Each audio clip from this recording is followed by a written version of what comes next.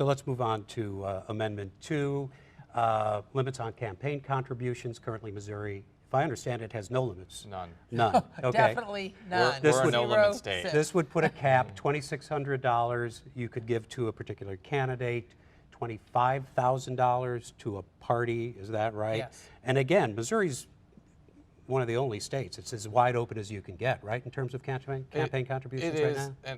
It is, and I think that it's caused many elections to become very expensive. We have the most expensive governor's race in the country because interest groups and wealthy individuals can donate directly to candidates as opposed to third-party groups. This particular amendment would not place campaign contributions on third-party PACs. It would also not place campaign contributions on municipal or county candidates.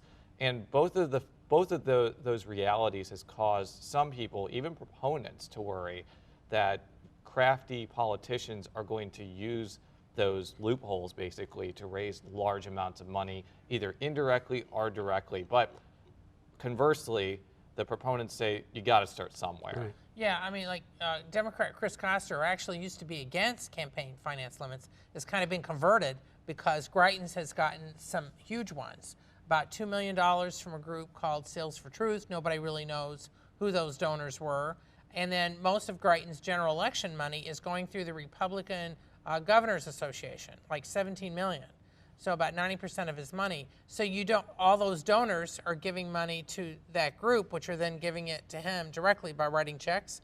Under this, they wouldn't be able to do that. I mean, they could run independent ads or something, but they couldn't give like that.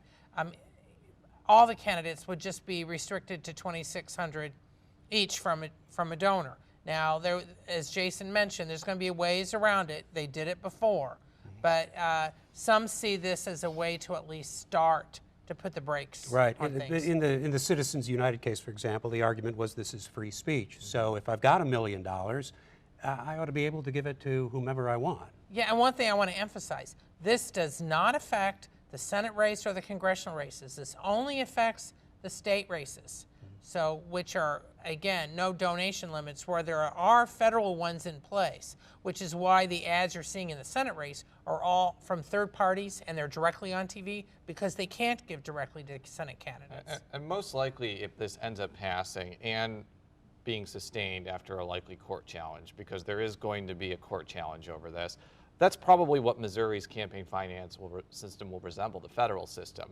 It may not actually reduce the amount of money that's being spent on competitive races.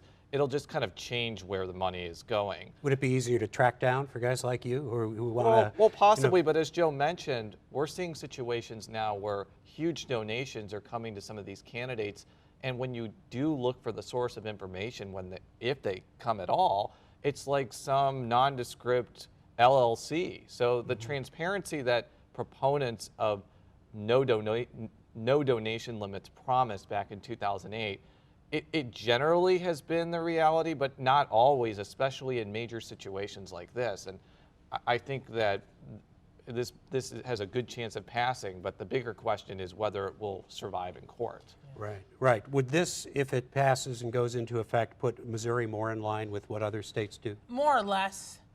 Yes, it would, and I think that's the aim. But this big loophole is that it doesn't affect local candidates. So there have been some who expect that, depending on who's governor, that there may be pressure on the General Assembly to try to come up with something dealing with the local races. But again, it depends. Greitens does not support this. So if he's elected, he'll probably, I mean, obviously if it passes and he wins, they have to deal with it.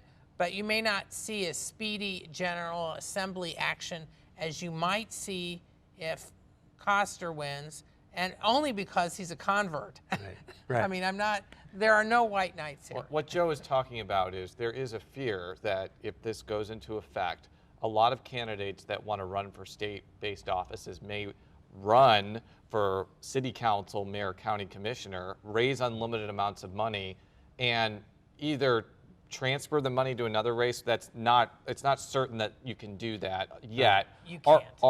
Or spend money on independent expenditures. But again, a lot of people would argue that Missouri needs something, right?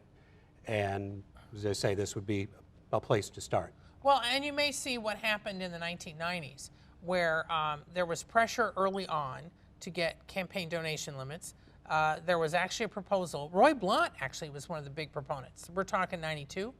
Then it ended up, there was something that was put on the ballot. The General Assembly acted and put some in place that were in place beginning in 95.